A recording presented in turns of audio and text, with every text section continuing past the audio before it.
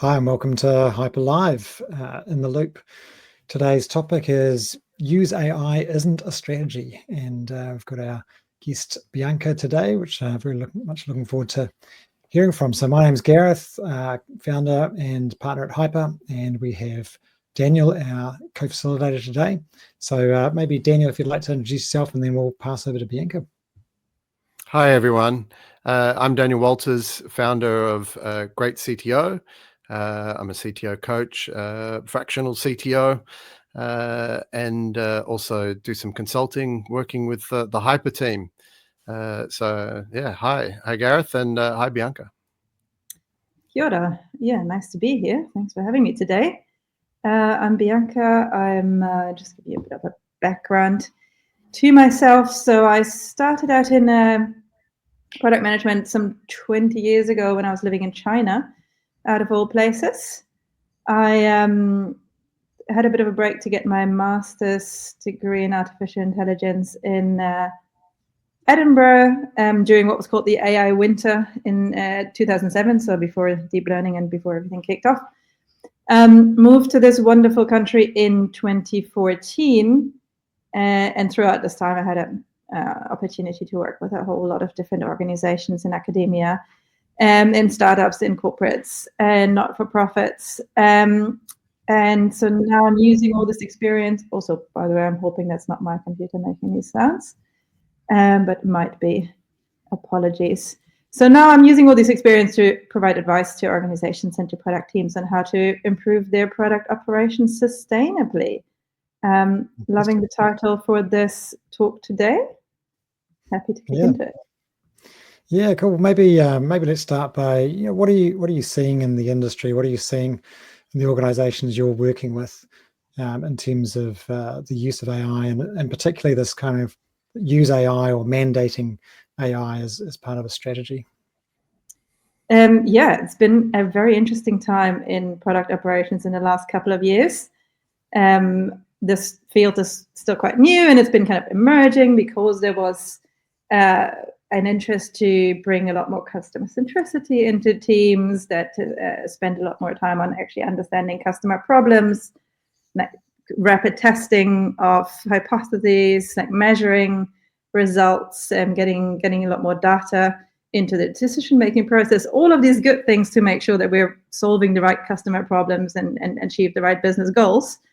And then here comes this massive technology push with AI and all these tools that we have to use to increase our efficiency and our productivity. And a lot of teams are now wondering, well, what does it mean? What does it mean for our ways of working? How do we deal with having to do AI projects within this approach that we have learned for product development? And so I've been seeing this increasingly in the organizations that I work with, in the private companies, that they've been told to leverage AI tools to build some kind of AI features, and they aren't really getting told why.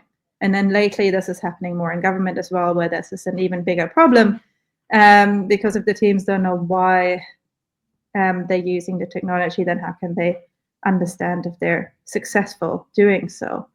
So a lot of questions on how to do it. Some people are extremely happy and excited to go and try it out. Some people are more careful about it, but definitely across the board, a big gap on understanding what these technologies can do, what they can't do, and how to embed them in our processes. And then one other thing that is happening that is perhaps kind of less visible is that there are these perceived efficiency and productivity gains that management has, which is probably a driver of why they are creating these mandates. But using these tools leads to, well, I have heard it recently called productivity surveillance. And I think that makes a lot of sense, because you are using these tools, they're recording everything that you do so you can be more efficient and you can be more productive. But that, of course, has an impact on the way that we work, not just in product teams, but across the board. So that's what I've been seeing.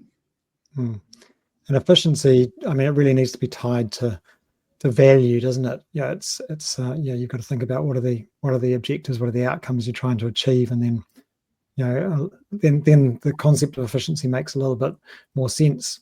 But I think that's probably where a lot of organisations are still struggling from a product management perspective. I guess it's also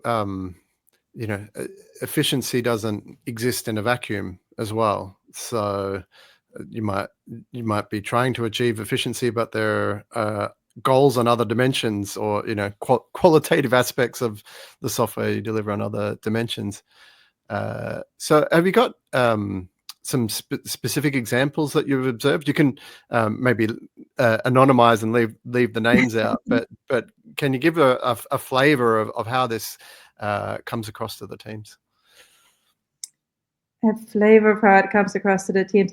I think it's in various different ways. So one is just really directly, saying, well, we have access to tools like ChatGPT, or more likely in New Zealand, Gemini, or Copilot. We have this access to this now. You have to incorporate that in your day-to-day. Mm-hmm. On the product development side, more specifically, it's also this idea of, if we don't do AI, then we're going to be left behind, and so we have to incorporate somehow in our product offering, kind of make it work. Like, here is the technology, now you figure out what to do with it in your product development. And then this is happening in government as well, where this is not product development, it's more service development. And so it becomes even more complicated. And we have this really expensive contract that we signed up to with these companies. We have to use their tools. And then also, of course, you have those kind of consultants from the companies really pushing for the tools have to be used.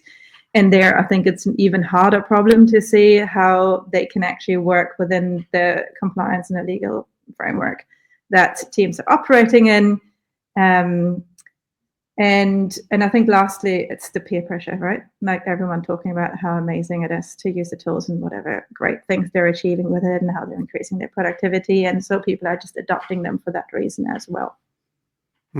That's a really interesting example for the government and government-linked organizations, because I sort of get it from the corporate landscape, because they may be thinking from a strategic pressure, like, a competitor moves faster, but are government agencies worrying that someone will outcompete them to serve the community faster than they could? It's quite interesting their adoption of it.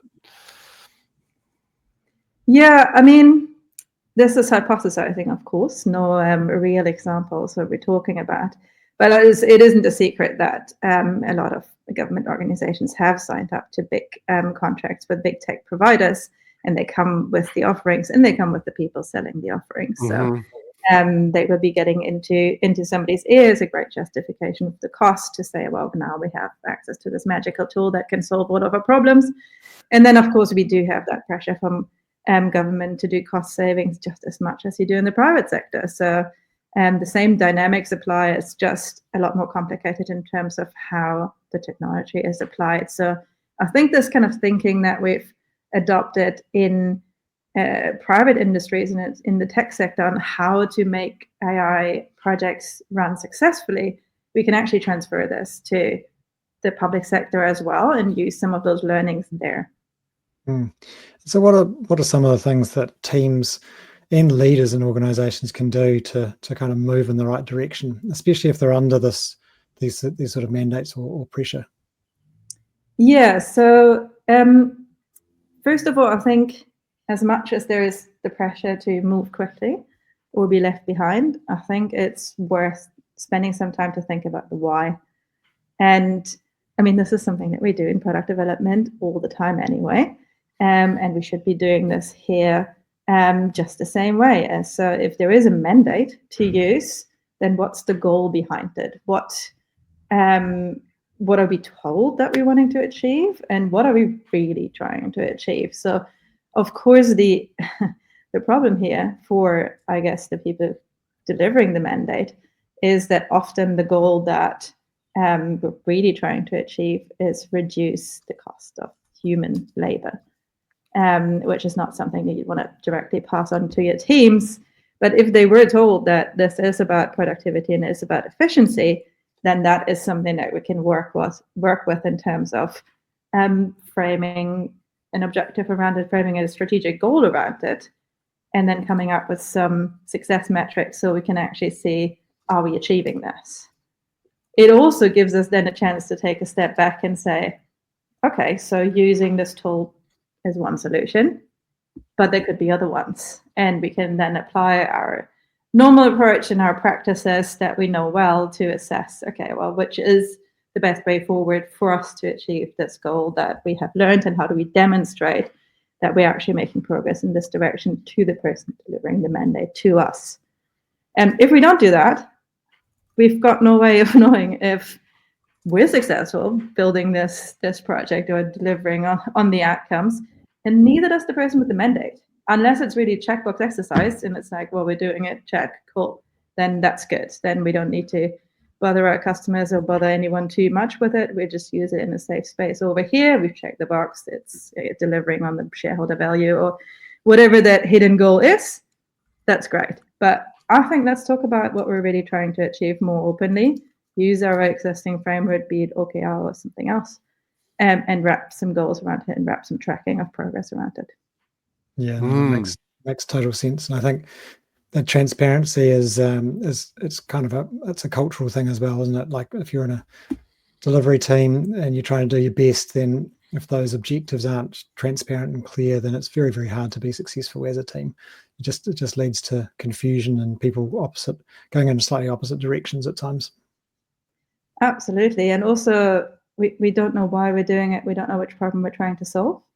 Yeah. So we've done, and that's what I alluded to in the introduction, we've spent a lot of time in the past years, if not decades, to become customer-centric, to spend a lot of time on the problem space, to understand how what our customers perceive as a problem links to the business goals that we were trying to achieve, and coming up with ways on, well, so by solving the customer problems, we're delivering those business outcomes.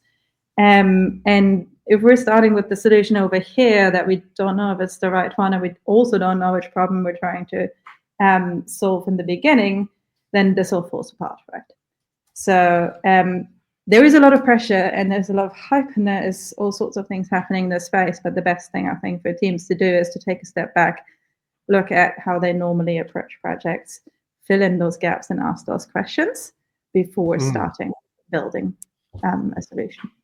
So we mentioned a few different scenarios up the top of the show, and so maybe we could explore some of the range of outcomes, because the drivers that lead executives to be pushing these things are different in different contexts. So you mentioned efficiency as an example, and there could be even different types of efficiency. What other drivers have either of you seen? Or basically, I guess I'm talking about what are the other outcomes that these AI initiatives are trying to achieve? Initially, or I think to start with, I think the first one that we saw a lot was chatbots for support scenarios. Mm-hmm. I think it was such an obvious one as well, because this is how OpenAI delivered their solution to us as a chatbot pretending to be typing, that kind of thing. Mm-hmm. And so there was an obvious jump to make to say, oh, cool, we have these really expensive people that we have to train to provide customer support. Like, how about we use this chatbot instead? And by means of that, we can deliver more support and faster, and everything will be great afterwards. Now, of course, coming back to what I was describing before, we hadn't identified the customer problem very clearly in those cases, and I've not seen it defined very clearly in the companies that I worked with that have jumped to these chatbots. It's just been assumed to be, okay, customers want an answer really quickly, they'll take it no matter from whom, and they're asked. And it wasn't customers that have been saying, look, your human support is not good, I'd rather talk to a machine. Like, nobody has said that ever. Yes, they want fast support, but people want to talk to humans, right? And so this is a really great example of, first of all, what's the real goal? The real goal is save costs in support teams. And then what is the customer problem that we're trying to solve is, well, they have obviously quite a lot of questions that they want quick answers to. And so it would be great for companies to spend some more time and saying, oh, how do we solve that problem in a way that also, brings the cost down for those teams. And now that's suddenly become a hard problem, which is probably why nobody is doing it. Yeah, and I really like, I know you talked a lot about applying the kind of product management lens of viability, desirability, feasibility to some of these challenges as well. Certainly, I mean, the feasibility side, we do a bit of work around obviously from a technical perspective, and we see lots of organizations struggling with, there's a chap called Dr. Brian Lambert who wrote a book called AI Lead, and he talks about data drag and things like, sometimes you can't even find the data that you need, or it's not a great quality, or you haven't even got digitized processes to apply AI thinking to. So there's all sorts of challenges which I think organizations face, that they may not necessarily know the impact of their AI initiatives unless they really focus on those things before they start. But what else do you see from a desirability and viability perspective? Yeah, so I think that's really important. So this is one of these practices that typically product teams would, apply. It's completely in their nature to be asking those questions, and somehow it's all got thrown overboard when these new generative AI technologies came in. But I think it still very much applies, and actually really helps to make these initiatives successful, to be quite rigorous in the assessment of feasibility, viability, desirability. So if we're staying at the feasibility, a lot of organizations introduced some AI principles when this technology first came around, because they identified some risks, and they wanted to be giving some guidance to their teams on how to use these new tools that were coming out left, right, and center, and also to protect their organizations from harm by somebody putting in all sorts of private information into a machine that would digest it and then spit it out to everybody else. So they have these AI principles. Let's apply them. Yeah. I've not seen it in use in this kind of assessment that people do when it comes to feasibility, and that's actually use the principles that we have and see how they apply. That should be a great first step. And I think, if anything, I think it's amplified, isn't it? Sometimes organizations can get away with less strong product management practices if they're enhancing an existing product, which is further in its product life cycle. But when we're dealing with AI type initiatives, then I think it amplifies the need for these practices, because the gaps are even bigger, and the problems or the pitfalls are potentially bigger once people get into this stuff. Yeah, that's right. And I'm actually keen to hear your perspective on that too, Daniel, because one of the most fascinating areas for me with these new systems are that they're not deterministic in terms of the outcomes, right? So they're also unscoped. They're the everything machine. Now, they're promised to us as they can do everything. So that is not how we do software development. Normally, it's a scope system. You know exactly what it's designed to do. And when we do testing, that's what we're testing for. Does it do what we have it designed to do? Now we can't do that with these new tools. So how do we go about running experiments to test if we're on the right track? How do we do the quality assurance testing that we do at the end of the project before we release it? I've not seen very much in this space. Have you? I have seen a bit, but again, you stray away from that so-called 100% confidence that you might get from certain approaches. So we were discussing prompt injection today because there was a popular post by Simon Willison talking about examples of that he'd seen. And coincidentally, there were a few subsequent posts by some colleagues of mine that they shared similar think they had seen content that their agents had picked up and then acted on. So if you think back to examples where we might have had web content coming in, you'd normally sanitize that, and you could be 100% confident that all the HTML tags and all things are taken away. With AIs, you have to prompt it with some stern words about, consequences, and maybe 98% of the time it will follow what you want it to do. So there is work there, but there is also a need for more maturity in that space as well. It's an unsolved problem.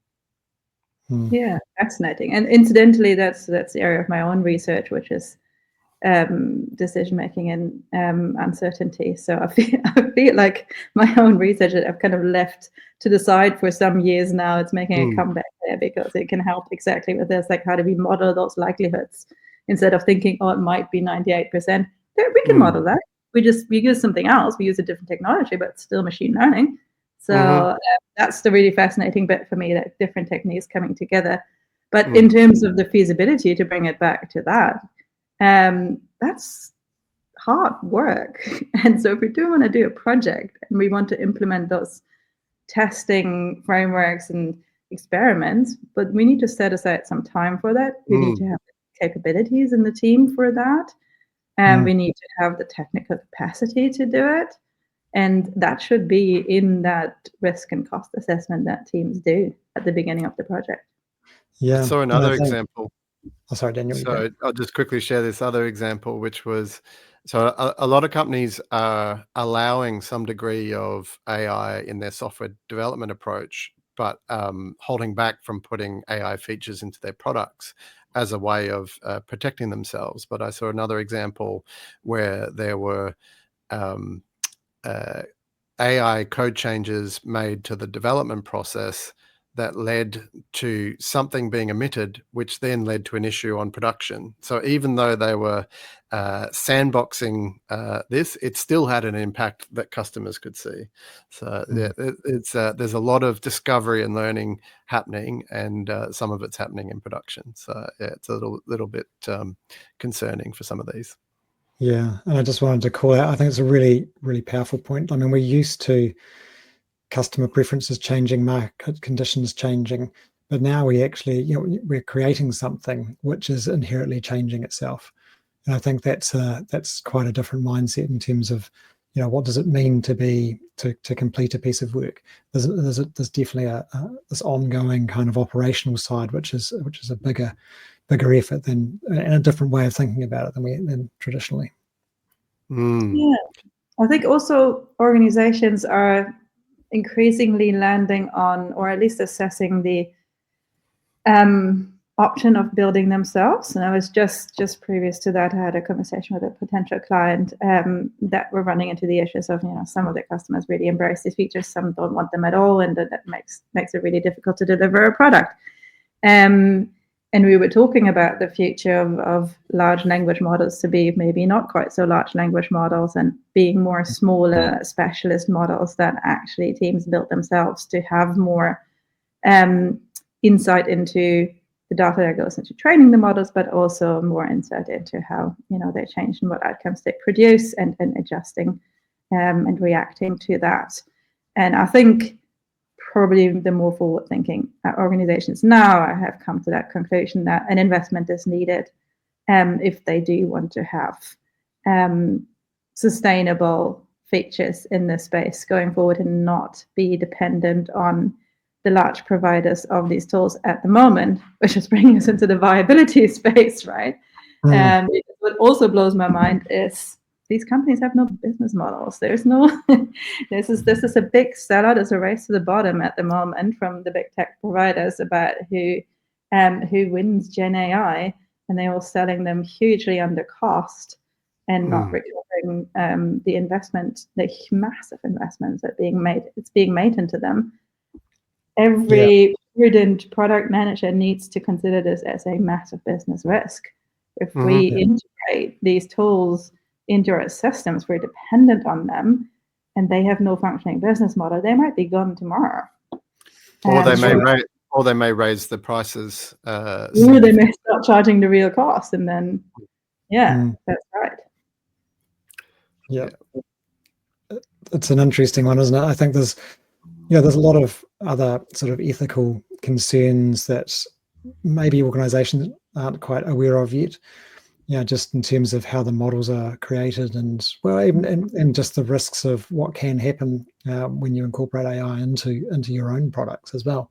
Is that I know you've sort of you thought about this quite a bit, Bianca. Like, what are the things that you'd like to warn organizations about in terms of these are the things you need to keep an eye on with these kind of initiatives? I think that's very softly addressed. I'd like them to do a little bit more than keep an eye on that, on these issues, on these aspects of the large language model, the commercial large language models on the market at the moment. And maybe this is my bubble, but I do think increasingly people are aware of at least some of these aspects, and people working for in organizations are aware of this and maybe have some concerns that they would be addressing to the management and leadership. So I think it would be good for organizations to be aware of, once maybe the hiring market shifts again and people are trying to attract talent. They want to make sure that they're doing something that isn't damaging to their reputation. So going into some of these specific concerns, I've spent quite a bit of time in there on thinking about how can we address them within delivering on these projects, and seeing them more as an opportunity to expand on our kind of knowledge and practice. So the environmental impacts is probably the most widely known. I mean, you tell me, I spent a lot of time in this space with a lot of people of the same opinion. So, but I think by now people understand that both building, training, but also delivering on a large language model is incredibly energy and water intensive. And this is why we're hearing all these stories about massive data centers being built, sometimes in places that already have like water scarcity, and they're actually using the drinking water for the data centers instead of the people living there, and it's all hugely problematic. So people rightly have some concerns there. Now, the opportunity is that we can measure these impacts, because typically our data center providers give us some information about the carbon emissions, not so much water, but at least carbon. So we can start there. Now, I spoke about risk assessments earlier and cost assessments that we do when we plan projects. Now, that's the cost, right?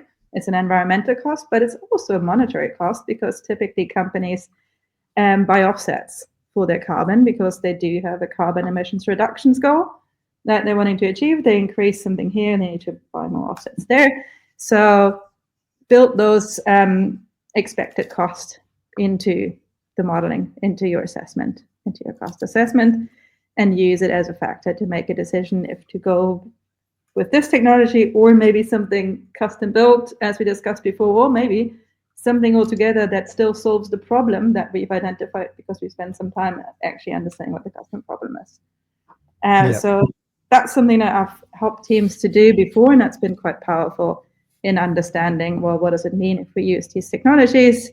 Also brings in other parts of the business, like the marketing team that really relies on that green image, and the company publicly subscribing to emissions reductions goals.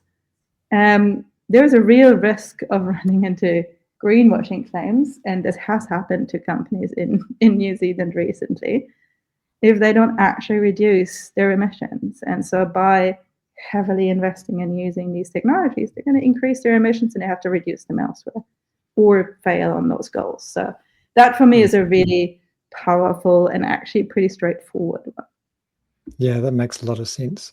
And just, and maybe that helps provide choice as well. When you're choosing between, say, a large or a small language model, if the small language model can do a similar job or the same job, and it's obviously less resource intensive, then that's a really positive choice to be making.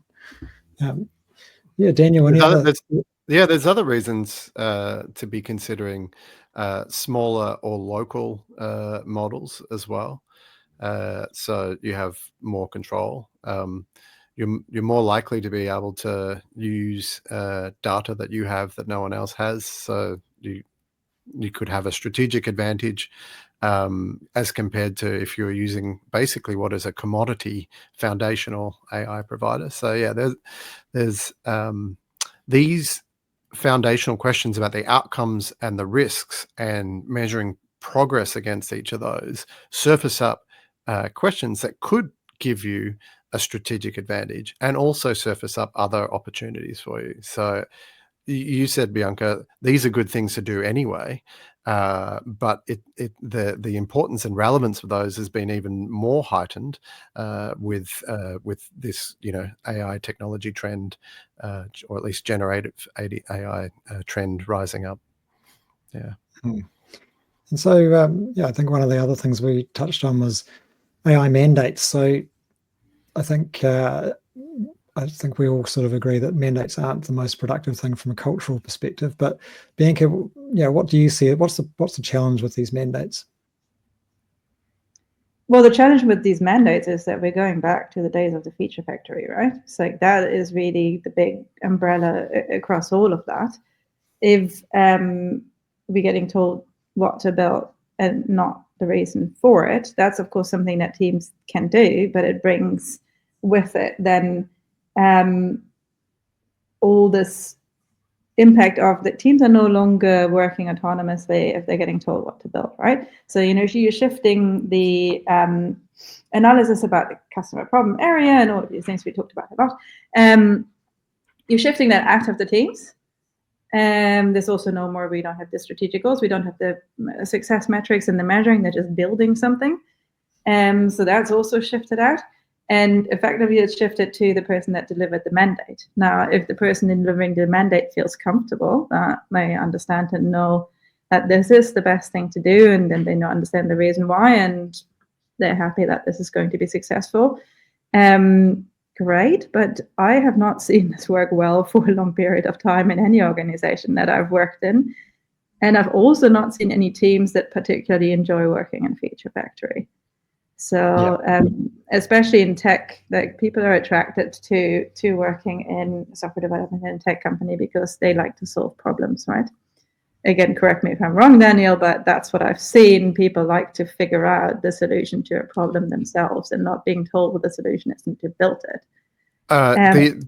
The agency, So I mean, this is what when leadership are putting in mandates.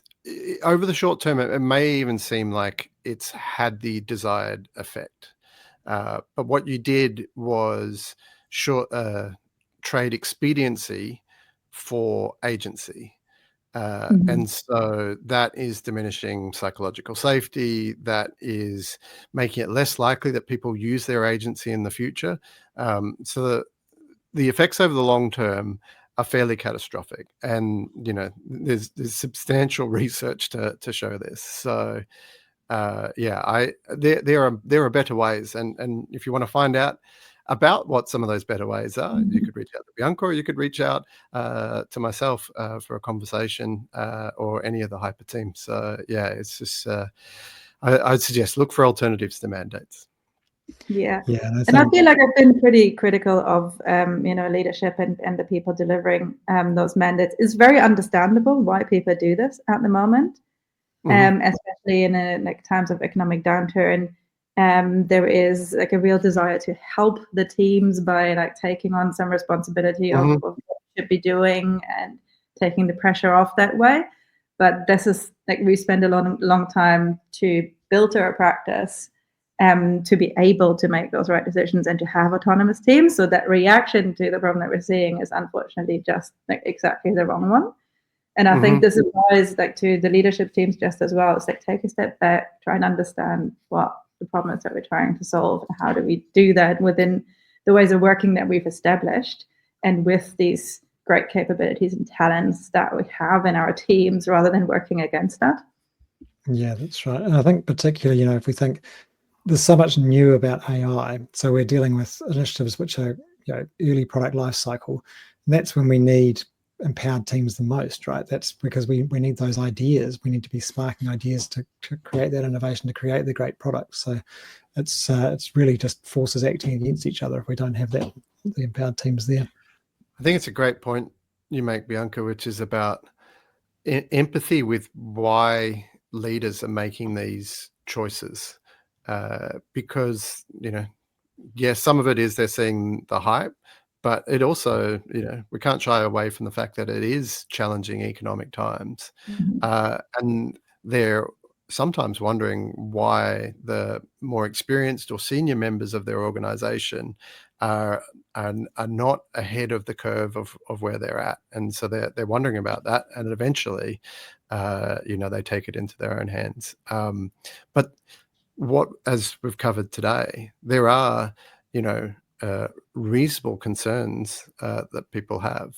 And yes, there may be ways around it, but meeting people and understanding and hearing what some of those concerns are, and making the right choices for your particular organization is a better way to navigate it. And it doesn't need to take longer, really. So, yeah, I think it's a great point.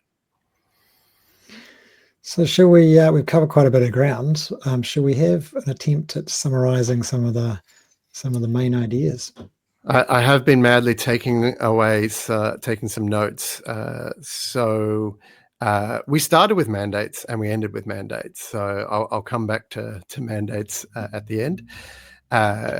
So we talked about the excitement that was creating sort of peer pressure and the fear of being left behind. And Bianca raised the great point, which I strongly agree with, which is the power of thinking in terms of outcomes.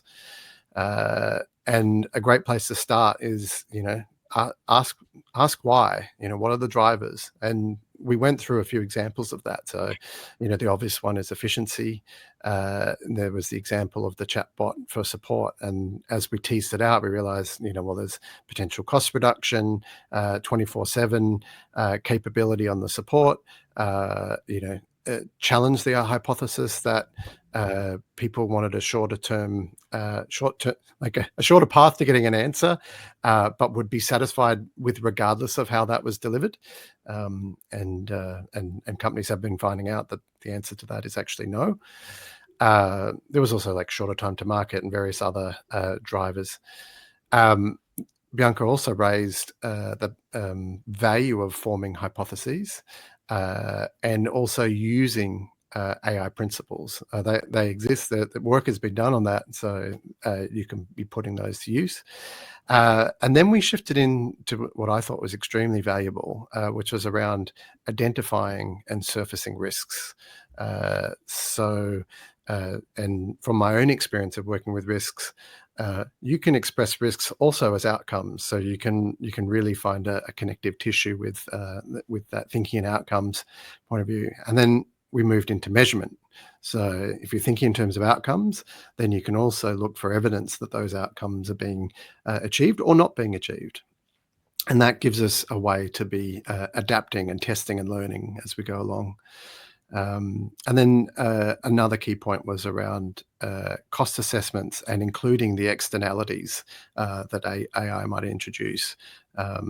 What was a way to get a fuller picture, and again might identify some opportunities. And then in the last section, we're just talking about the challenges with mandates and the fact that they can lead to loss of agency and psychological safety. How'd I do? Impressive. Yeah, pretty good summary. Yeah. I think the only thing that you missed off is the fact that we all like the Beastie Boys. Oh, that's right. We covered that in the pre discussion, but yeah, everyone dig into the Beastie Boys back catalogs and their book and everything else. It's fantastic stuff.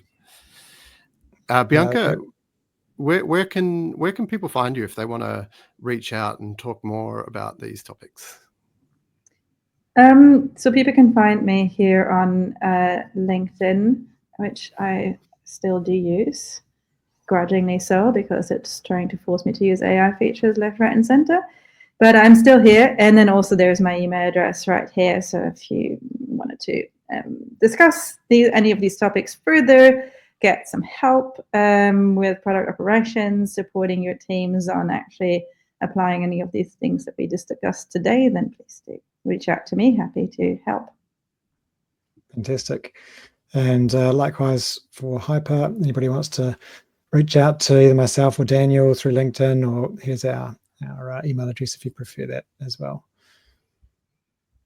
Yeah, I'm happy to talk to people. All matters AI, as a bunch of the team have been working in this space, both from thinking about the concerns, the ethical trade-offs, dealing with change management, and also experimenting with AI-assisted development and other things, and trying to work out, when can it be used, when shouldn't it be used, all these sorts of things. So it's we've been working with that for a while. So if you need help navigating that, please reach out. Yeah, look forward to sharing more about that soon. And thank you so much, Bianca. That was a great conversation, and we'll look forward to hearing more from you soon too. Thanks for having me. Most welcome. That was a great chat. Thank you so much. Thank you.